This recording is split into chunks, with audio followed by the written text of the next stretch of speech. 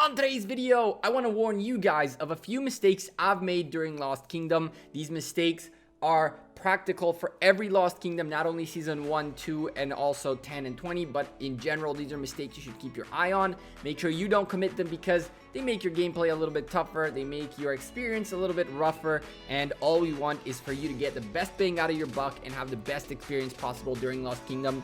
So sit back, enjoy the video, and let's get on with it.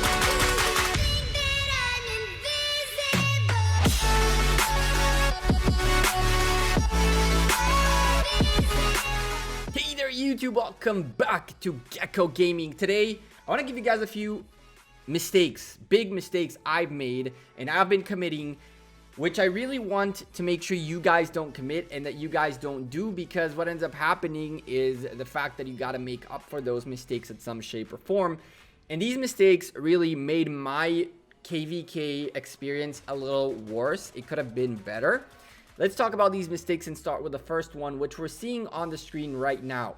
We're talking about Altars of Darkness and Ancient Ruins. Now, you cannot skip these. I understand the tediousness of being at the altar of the Ancient Ruin every 15 hours and being in the Altar of Darkness every 16 hours and so forth and so on. I understand all that, but those buildings are such a must for you to ensure you get to that 135,000 individual honor points or whatever it is that you got to get to during your Lost Kingdom season.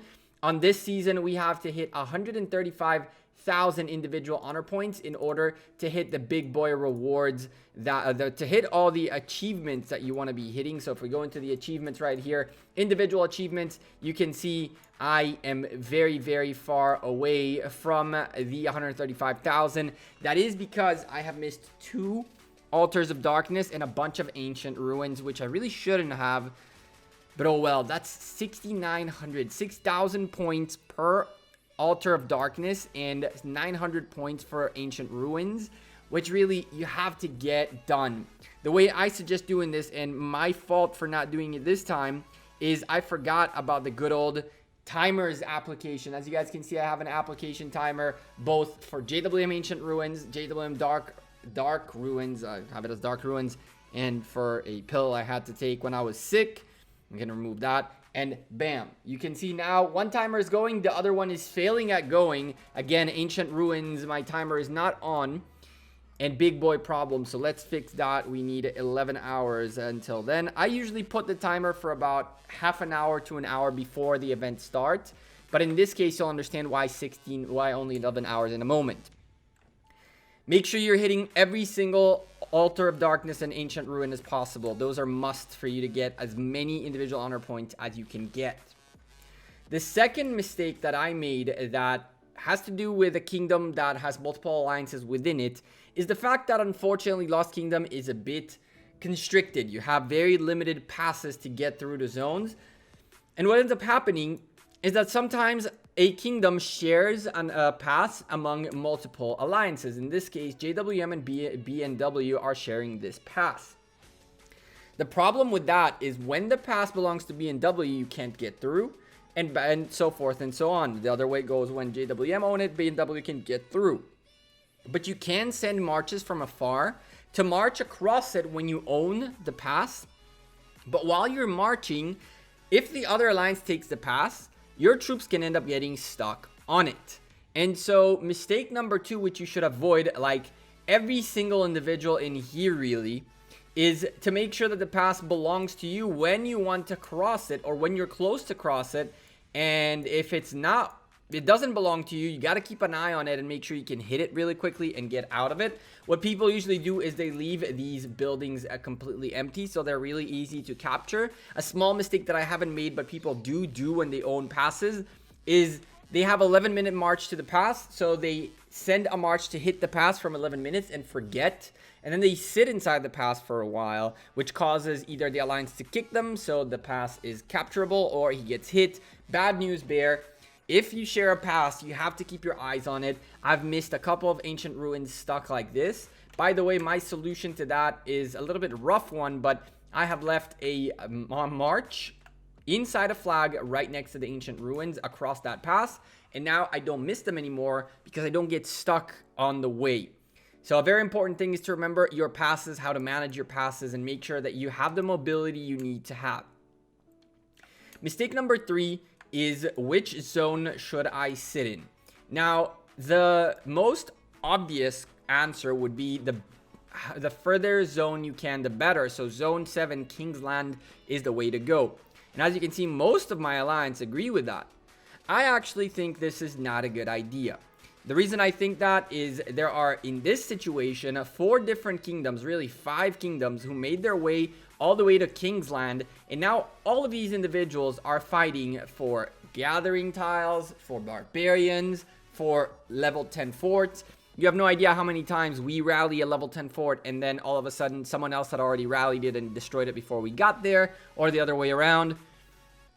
Big bad news bear. I moved myself out of zone 7 back to zone 6. I sit next to a Huron right here where I do my best to hunt guardians as much as I can every single day. So sorry, not Huron, this is a circle of nature. So we're sitting right next to the circle right here, and in here it's kind of like in your regular kingdom, where I recommend sitting in zone 2 right next to a shrine rather than in the center, because then you got better gathering, better barbarianing. Same thing in here, really. There are plenty of level 36s all over the place to make it viable to sit out here. As you can see, level 36s all over the place. And on top of that, quite frankly, if you're in a case like mine, where you have boatloads of AP, you can go for 31s and above and not miss that much bang for your buck. But in general, the mistake that I made was to even go out into zone 7. I don't think being in zone 7 is a bad thing.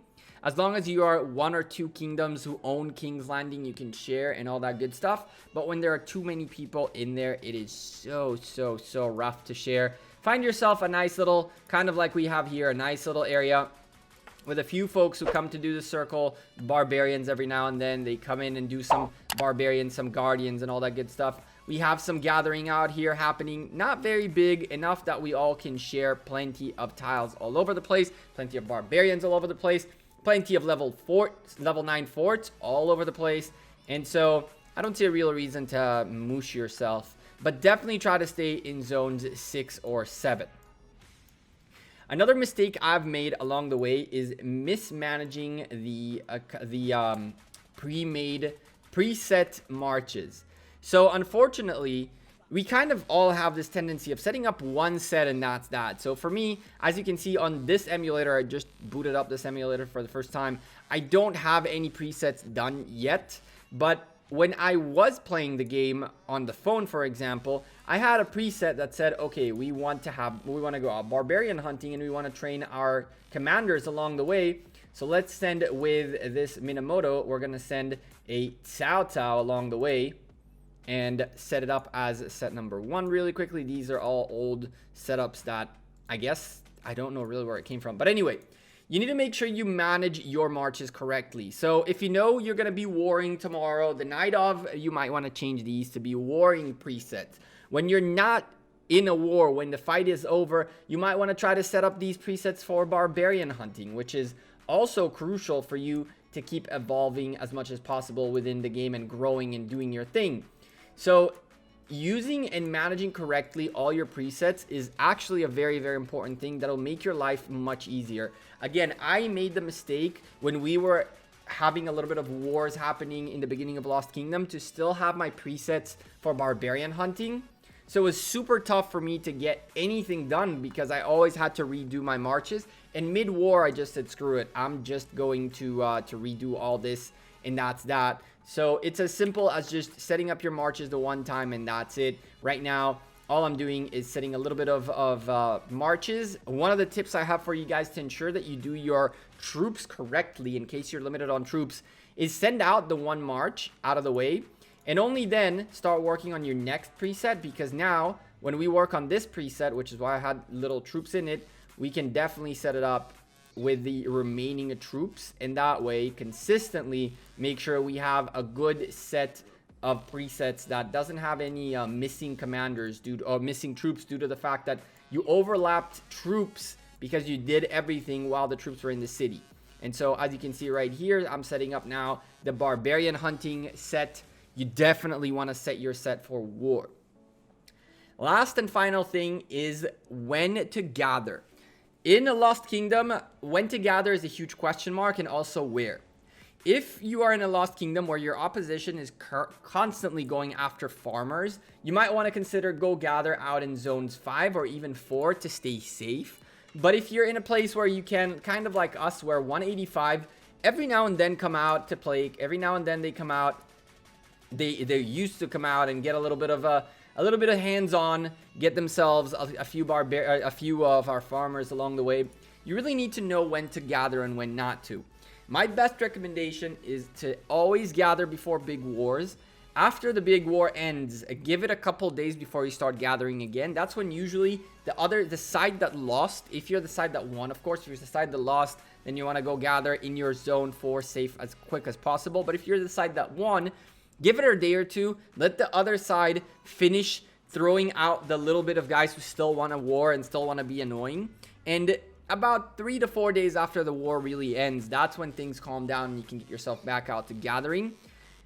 Don't march billions and billions of kilometers away for a bigger tile. Really, it's not worth it for you. And of course, finally, make sure you are gathering if you have the possibility and you see them near you. Definitely gather out all these gem nodes. There are so many juicy gem nodes all across the Lost Kingdom, and this is the time for you to capitalize and get as many gems out as you can. Yes, as a JWM member, I am gathering gems, and that's what I've been gathering the most, quite frankly. I haven't even been gathering that many resources, then I've been gathering gems. And trust me when I tell you, level 3s and level 4 gem nodes with the speed up, by the way, chat, you guys will be happy at me. The boosts are all already on. But with the boosts all set up and done, you'll be gathering gems by the masses in Lost Kingdom. It's definitely something that's worth keeping your eye on. And if you stay near a circle, you'll definitely find yourself level 3 gem tiles here and there. But every now and then, you'll even find a level 4 creeping nearby. So make sure you're keeping your eyes on it and enjoying the extra gems really for free. I've been gathering like 2,000 to 3,000 gems a day from just straight up gathering in Lost Kingdom. So don't miss out on the opportunity, because 39 days can get you a juicy maybe 80,000 gems, quite frankly. And I don't see a reason why not to enjoy the extra gem galore. You can see another JWM member right here snatching that level 3. This level 4 just popped up and he just grabbed it. Ha! He just finished his level 4 and picked up this level 4. Go for it, my man. Anyway, as you can see, gem gathering all over the place. But again, these are calm times where we can allow ourselves to not gather during KE, by the way.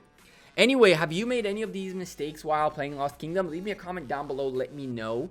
I'm Gekko. I'm out of here. Thank you guys very much for watching this video. I hope you found it informative, helpful, and useful. Remember, always hit those ancient ruins and altars of darkness. Make sure your pass management is correct so your troops don't get stuck in a pass. Make sure you are placing yourself on the map in a place where you can get as many resources, barbarians, and everything out of. Make sure you are gathering in the correct times, obviously, and make sure you're managing your marches in a way that is most efficient for you to enjoy the game as much as possible. These are very small, basic mistakes that I made along the way that might be very, very, very basic, but again, reminding you guys of them every now and then I think is key, because some of these things some people take for granted. I'll see you guys sooner rather than later. Enjoy your weekend. Streaming on Saturday and a cast on Sunday, as well as Character T zeroing a 70 million power player. You don't want to miss that video. So make sure you're subscribed to the channel. And of course, hit a like on the video. Take care. Peace.